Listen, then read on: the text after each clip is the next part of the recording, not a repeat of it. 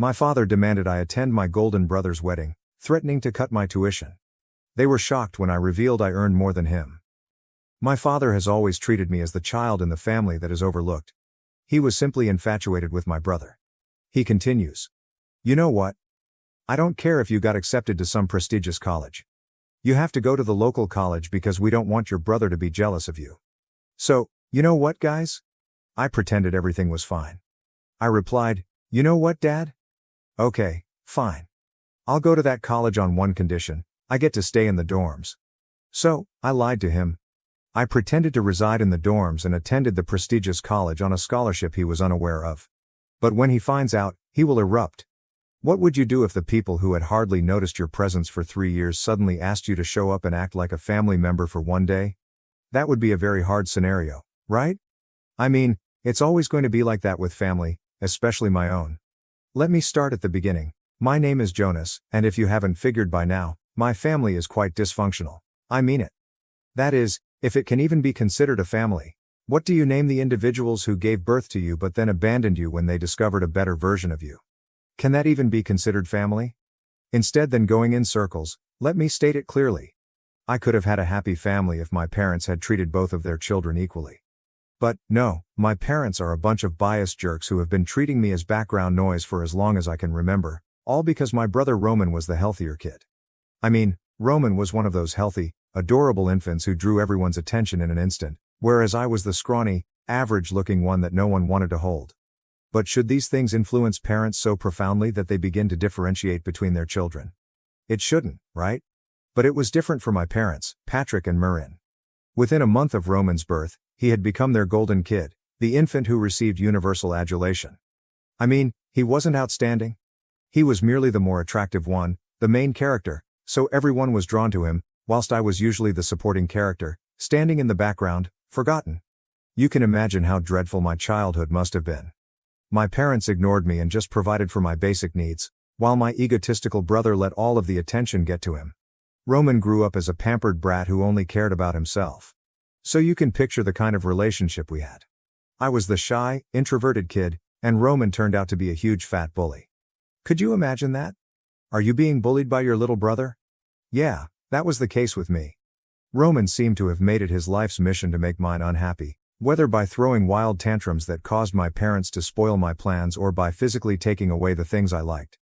Is this correct? It was a poor scenario in and of itself.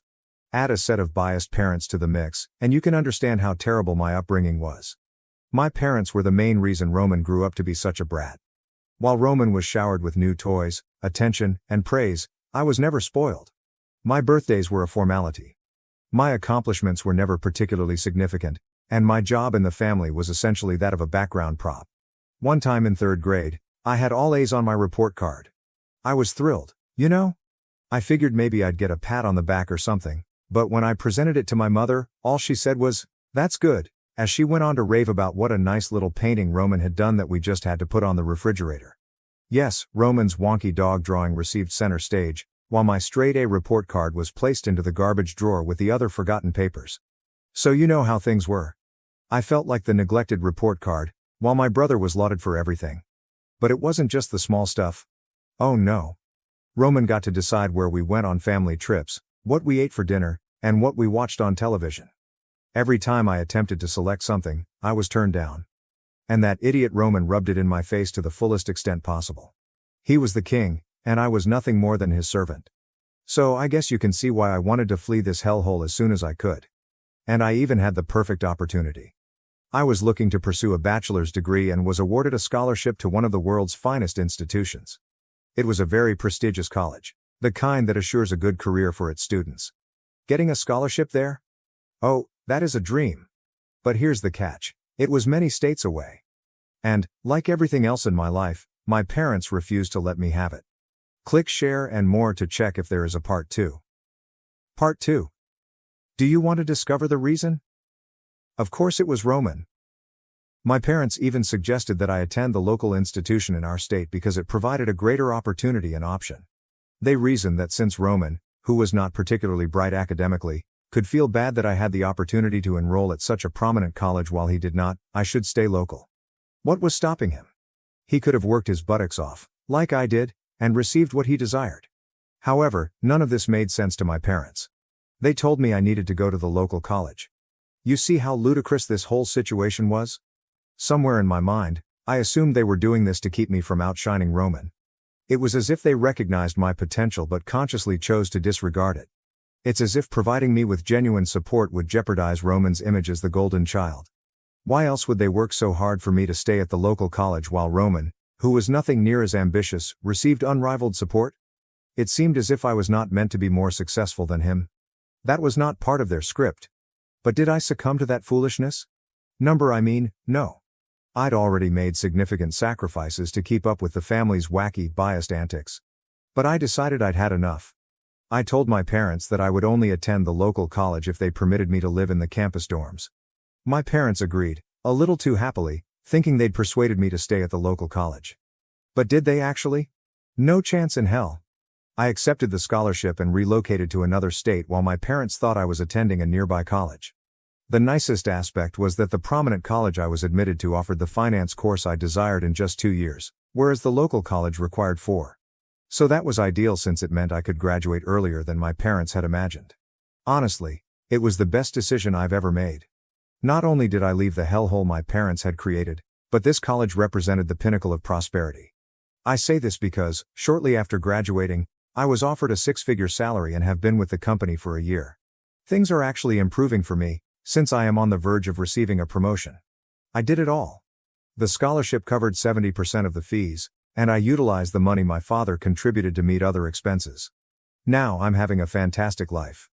My father continues to send me money, believing that I am a student at the local college. And I have not told him to stop.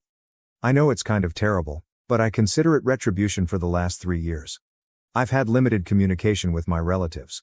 There were a few checkup calls here and there, as well as 1 or 2 trips to my home over the holidays, to keep them from becoming suspicious. Aside from that, they haven't troubled me too much, and I've been able to avoid them by explaining that I've been busy with my studies. They don't seem to care anyway. I mean, why should they? They had a golden child now. My parents benefited from the fact that the only person they had to care for was no longer in their lives. I was truly satisfied with the setup. It did hurt from time to time that my folks didn't notice I had moved states away. But the melancholy was offset by the relief of not having their toxic presence around me. Truth be told, I did miss having a family. Not a dysfunctional one like mine, but rather the feeling of having a family who genuinely cared about me. Despite my friends and pleasures, I felt that something was lacking in my life. However, until this morning, it appeared difficult to correct. My father called today to tell me that Roman was getting married and that he needed me there a few days before the wedding to help with the preparations. I was taken aback. Was my father truly urging me to come home? I had been looking forward to this moment for a long time, especially since he told me I was part of the family and that he wanted everyone to be present for Roman's big day. I truly became emotional. My parents had never acknowledged me as a member of their family. They were primarily concerned with themselves and Roman. But now my father specifically wanted me to attend the wedding. It was overwhelming to receive appreciation from my parents. But then I remembered that these were the ones who had ignored me throughout my childhood. Even today, they were unaware that their eldest son lives states away. Do I really want to return to these people, only to be disregarded again, as I have been my entire life? This is where I find myself in a quandary. And I'd like to ask you all. What would you do if you were in my shoes? I miss my sense of family, and it would be wonderful to have them care about me for once. But the prospect of returning back only to have my expectations shattered again terrifies me. Should I accept their invitation and attend my brother's wedding solely for the sake of family? Or should I stick to my commitment to live far away from them and not allow them to hurt me again? Before we get into that, it's been 2 days, and I've had plenty of time to consider what I should do. In the end, I decided to keep my peace. Even though some of you may disagree with my decision, I elected not to accept my father's invitation to Roman's wedding. And honestly, it feels like the best decision I have ever made. Spoiler alert, my parents haven't changed and never will. Let me continue where I left off in my initial post. After some thinking, I texted my father, just saying that I wouldn't be able to make it. There is no lengthy explanation, no excuses. To be honest, I was not going to come. I expected some reaction, but I didn't expect the manipulation to start so early. Within an hour, my phone was flooded with text messages. First, my mother attempted to guilt trip me. She inquired if I truly wanted to miss Roman's special day. If I wanted to be that brother. And how disappointed Roman would be if I wasn't present. She went on to say how much it would mean to Roman if his older brother was there. Really? She also attempted to play the game in which you only got one family card. But here's the thing, Roman's big day meant nothing to me. Because Roman had never cared about any of my significant occasions. Not one. And yes, you only have one family. Part 3. But only if they behave appropriately, you know? So I informed my mother the same thing, I was not coming. When guilt-tripping failed, my father resorted to his own bizarre tactics. He attempted to keep it calm at first, stating things like how families should stick together on situations like these. When I still didn't move, he decided to play dirty. He called and stated that if I didn't show up for Roman's wedding, they would cease paying my tuition costs. He stated they couldn't afford for people to gossip about how one of their sons wasn't present at such an important event. Essentially, they wanted to maintain the appearance of a happy family for their friends and neighbors. As is customary, everything revolved around appearances. Not about me. Not about Roman. But what about how the family was perceived by others? That's when I really lost it. I mean, how selfish could somebody be? Threatening to cease paying my education expenses just so I may attend a wedding. It was incredibly foolish. Even more so given that I didn't care about any of the money they handed me. I responded by telling my dad, "Go ahead. Stop paying the college fees. I'm not coming to the wedding and nothing you say or threaten will change that." I still hadn't told them that I had graduated a year ago and was living states away with a six-figure salary and a life they could never have provided me. I didn't want them to know how good my life was or where I was because they would ruin everything that was going well.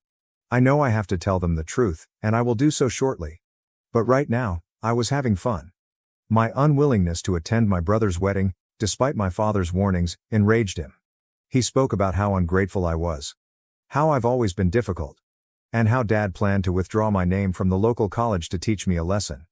He said it as if it were a huge threat, as if being pulled from a place I'd never even been to would destroy me.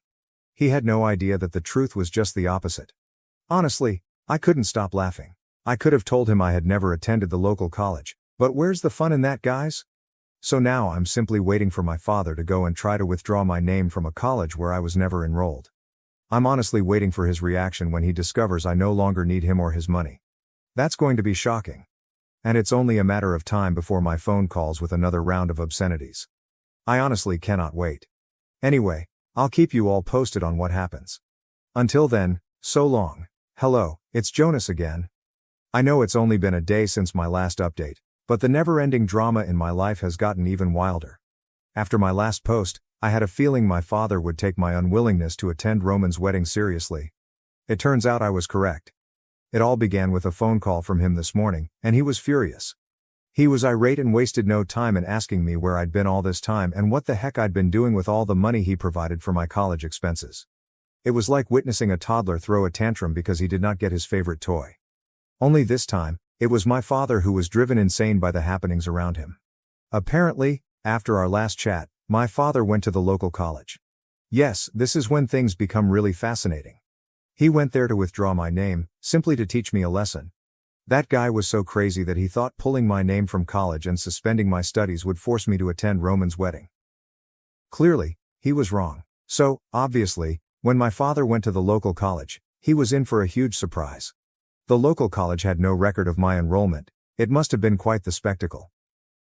My father stood there, attempting to cancel my registration when Jonas was not present at college. I bet the revelation hit him like a blow to the belly. During our call, his bitterness over his momentary humiliation at college was evident. He wanted to know where I had been for the past 3 months and what I had been doing with all that money.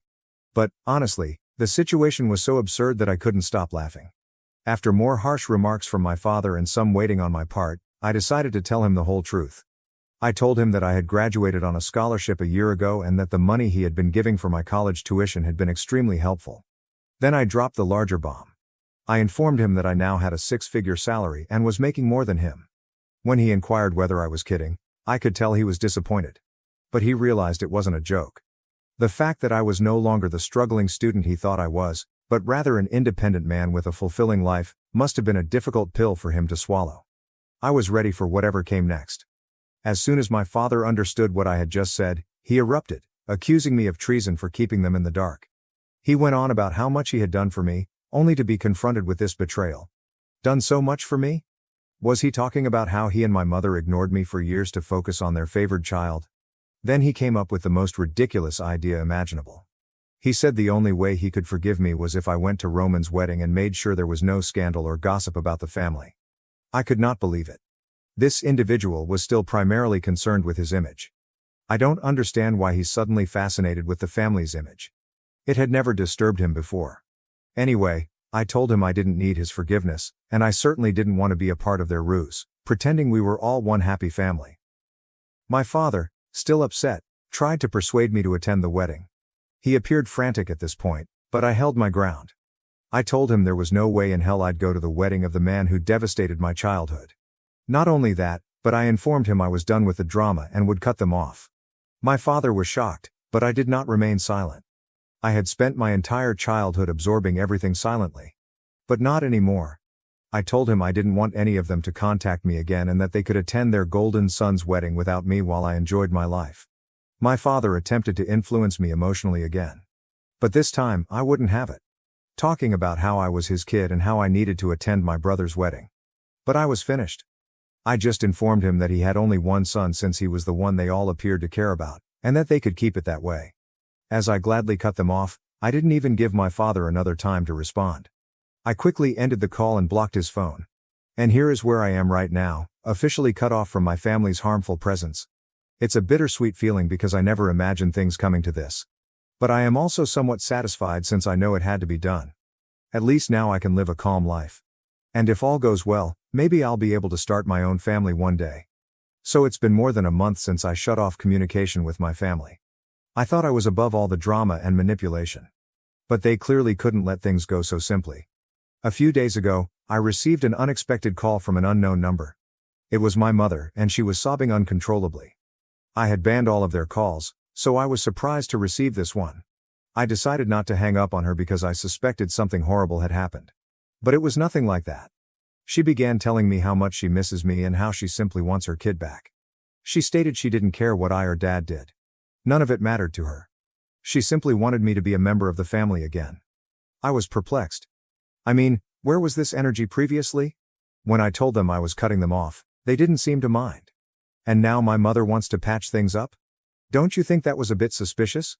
So I just hung up on her, telling her I'd call her later.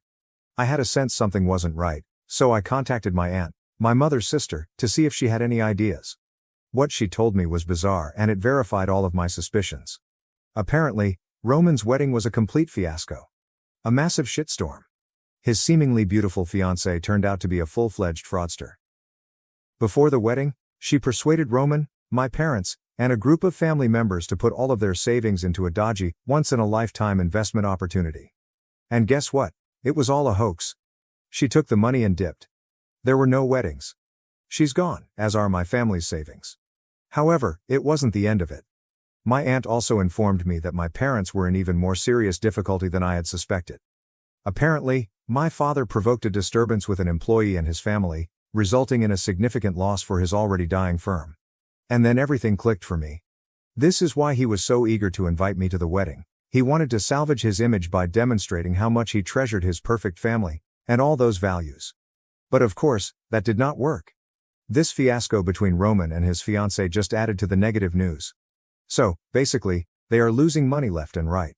To make matters worse, they used their house as collateral for a loan in an attempt to salvage the firm.